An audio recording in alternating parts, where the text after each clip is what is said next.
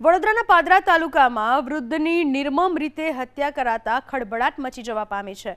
હૃદયદ્રાવક ઘટના બની ચોકારી ગામના કૃષ્ણનગર વિસ્તારમાં, જ્યાં 70 વર્ષીય કુબેરભાઈ ગોહિલનો મૃતદેહ મળી આવ્યો। વૃદ્ધની હત્યા કર્યા બાદ હુમલાખોરો માથું કાપીને સાથે લઈ ગયા હોવાનો ખુલાસો થયો।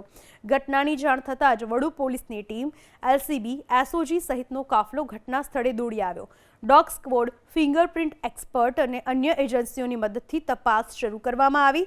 સમગ્ર ઘટના બાદ ગામમાં દહેશત અને ભયનું વાતાવરણ છે। ઝડપથી દોષિતોને પકડી કડક સજા કરવાની ગ્રામજનોએ માંગ કરી।